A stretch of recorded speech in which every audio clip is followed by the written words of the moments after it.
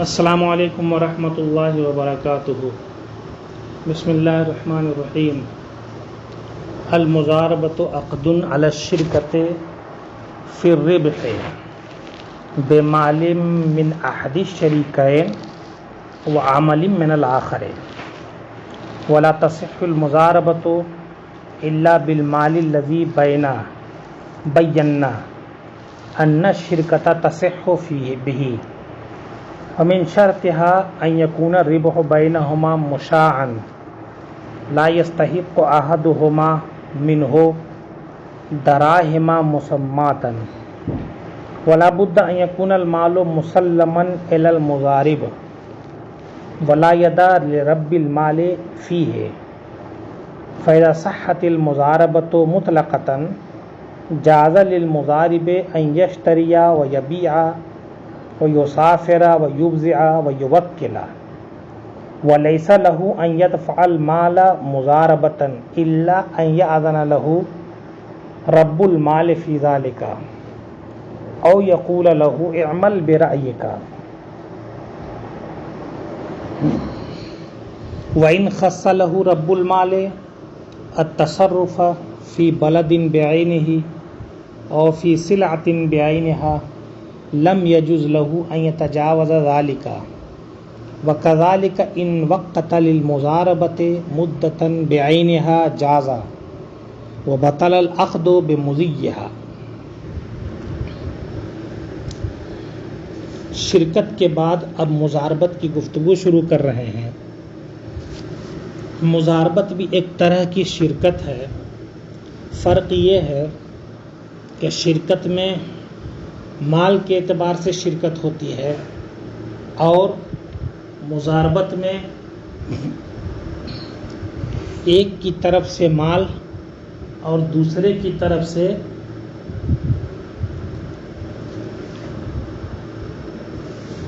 محنت ہوتی ہے۔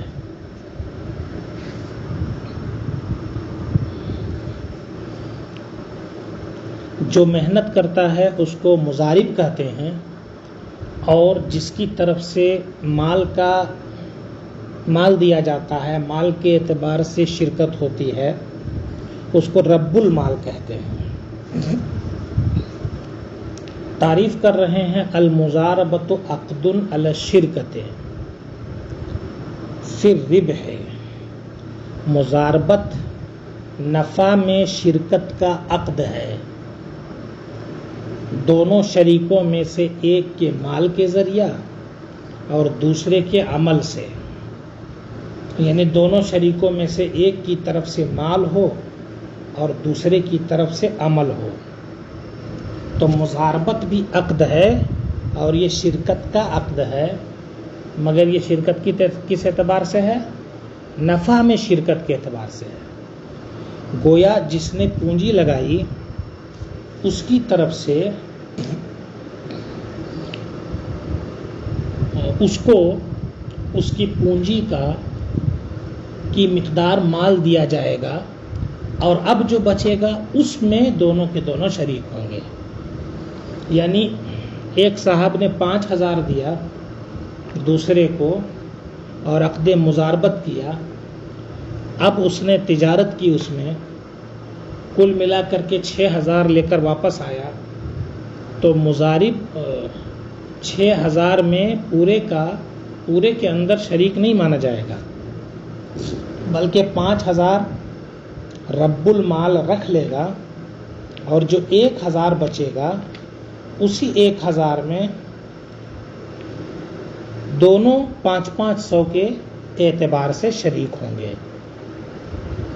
اسی کو کہا عقد علی الشرکۃ فی الربح، نفع میں شرکت کا عقد ہے، یہ نفع میں شرکت پر عقد کرنا، نہ کہ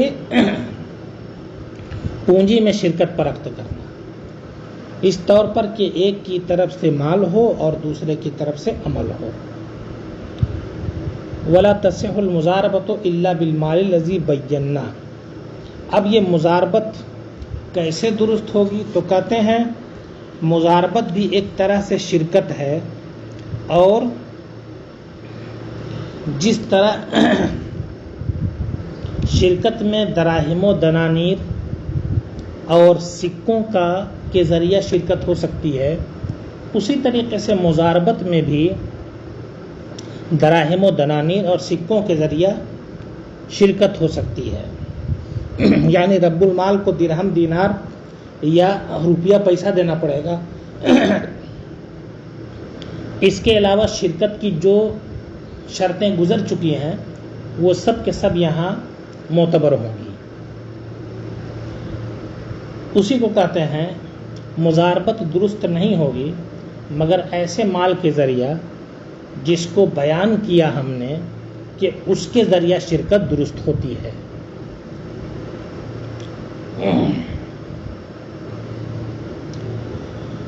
وَمِن شَرْطِهَا يَكُونُ الرِّبْحُ بَيْنَهُمَا مُشَاعًا، مضاربت کی شرطوں کا بیان یہاں سے شروع کر رہے ہیں۔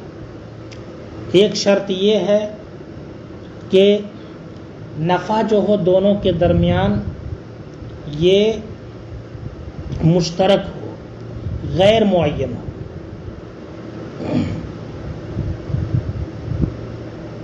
پہلی شرط تو یہ گویا ہو گئی کہ مضاربت کے لیے مال ہونا چاہیے جو وہی مال جو شرکت کے لیے ہو۔ دوسری شرط یہ گویا کہ بیان کر دیا کہ نفع دونوں کے درمیان غیر معین ہو، ہے نا، مشترک ہو، غیر معین ہو۔ لا یستحق احدہما، کہ ان میں سے کوئی شخص معین دراہم کا حقدار نہ مانا جائے، یعنی ایسا نہ ہو کہ 1000 روپیہ نفع ہوا تو اب اس 1000 میں سے ایک صاحب کو 600 روپیہ ملنا ہی ملنا ہے۔ جیسے 5000 جس نے دیا وہ کہتا ہے کہ 5000 لے لو، نفع جو ہوگا اس میں 600 میرا، باقی جتنا ہوگا وہ تمہارا۔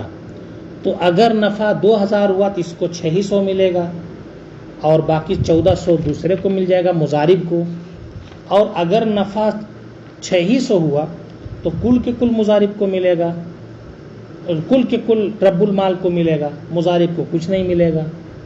اسی طریقے سے اختلافات کے مختلف امکانات ہیں، تو اس وجہ سے یہاں بس اتنا ہو کہ جو نفع ہوگا آدھا آدھا بانٹ لیں گے، یہ نہیں کہ آپ کو اتنا دیں گے اور ہم اتنا رکھیں گے، آدھا آدھا سیدھا سیدھا۔ اسی کہا اس کی شرط ہے کہ نفع دونوں کے درمیان مشترک غیر معین ہو، اس طور پر کہ ان میں سے کوئی شخص معین درہم کا حقدار نہ بنے۔ ولا بد ان یکون المال مسلما علی المضارب، اگلی شرط یہ ہے کہ مال شرکت میں یہ تھا کہ دونوں شریک اپنے اپنے پاس بھی مال رکھ سکتے ہیں بعض شرکت کی قسموں میں، لیکن یہاں پر یہ ہے کہ مضارب کے حوالے رب المال کی ذمہ داری ہے کہ مضارب کے حوالے پورا مال کر دے اور اس پر اپنا قبضہ نہ رکھے، بلکہ اس کے حوالے کر دے تاکہ وہ تجارت آرام سے کر سکے، اسے تجارت کرنے میں کوئی رکاوٹ نہ ہو، تبھی تو نفع کما پائے گا۔ اور اگر مال اسی کے پاس رہے گا تو وہ بدھا رہے گا۔ ولا بد ان یکون المال مسلما علی المضارب، ضروری ہے کہ مال مضارب کے حوالے ہو، سپرد کر دیا جائے۔ ولا ید لرب المال فیہ، اور رب المال کا اس میں کوئی قبضہ نہ رہے، کسی طرح کا بھی اس میں قبضہ نہ رہے۔ ٹھیک، اب یہاں سے مضاربت کی 2 قسموں کی طرف اشارہ کر رہے ہیں اور فرماتے ہیں کہ فَإِذَا صَحَّتِ الْمُضَارَبَةُ مُطْلَقَةً، لفظ مطلق سے اشارہ ہوا گویا کہ مضاربت کی کچھ ایسی صورتیں بھی ہیں جو مقید ہوتی ہیں، جس کا بیان آگے آ رہا ہے۔ یہاں فرماتے ہیں جب مضاربت درست ہو جائے مطلق طور پر، یعنی جب مضاربت مطلقاً درست ہو جائے، ایسی مضاربت درست ہو جائے جس میں کسی طرح کی قید نہ ہو، جاز للمضارب، تو اب مضارب کو اختیار ہوگا، وہ جائز ہوگا اس کے لیے، ان یشتریہ، کہ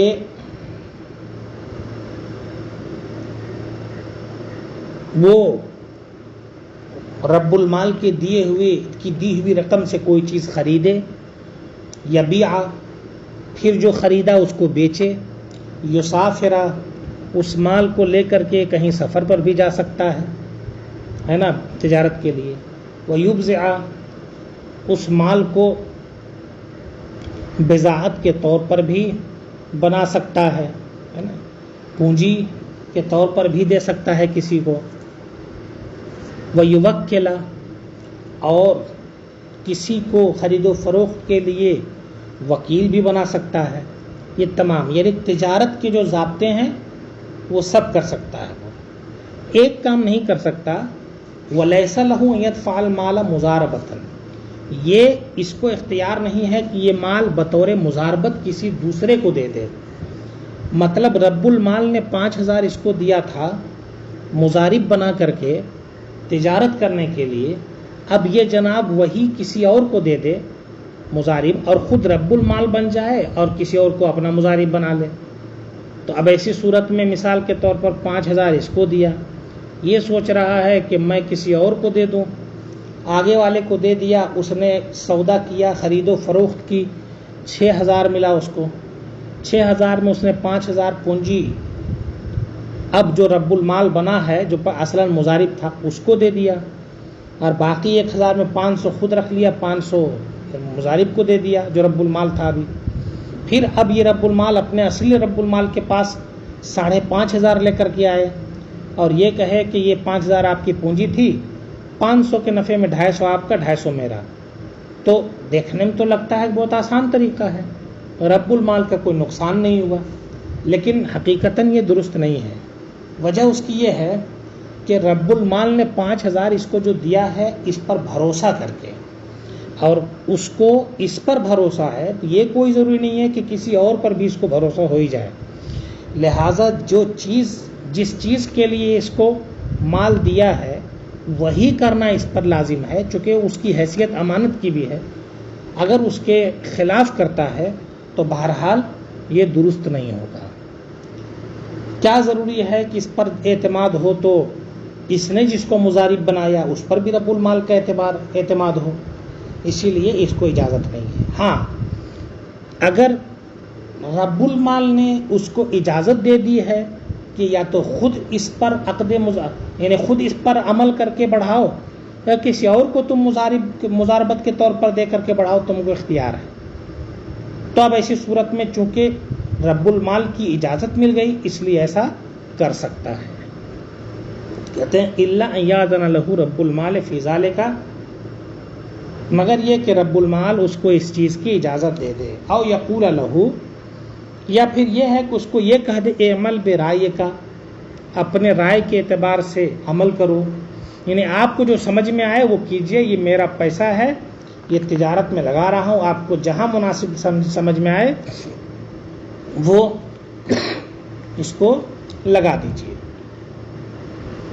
یہ صورت ہو گئی.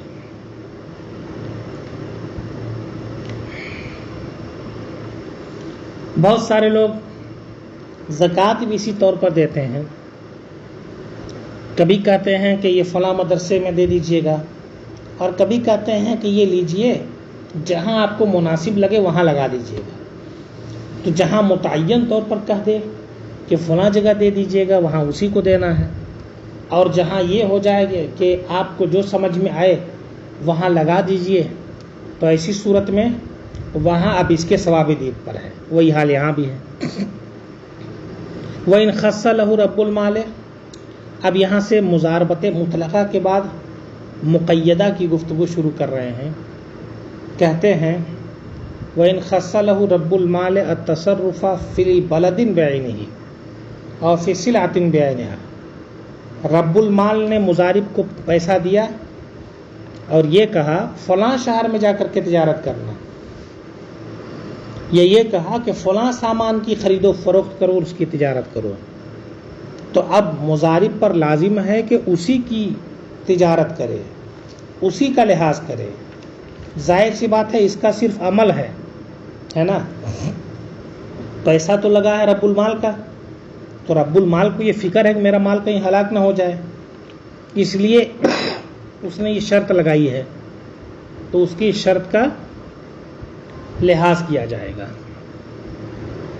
کہتے وَإِنْ خَصَّ لَهُ رَبُّ الْمَالِ، اگر رب المال نے کسی معین شہر میں تصرف کو خاص کر دیا، یا کسی معین سامان میں تصرف کو خاص کر دیا، یعنی تجارت کو خاص کر دیا ایک معین شہر کے ساتھ کہ بمبئی جا کر کے تجارت کرو، یا معین سامان کے ساتھ کہ کپڑے کی تجارت کرنا ہے صرف، لم یجوز لہ ان یتجاوز ذالک، تو اب اس کو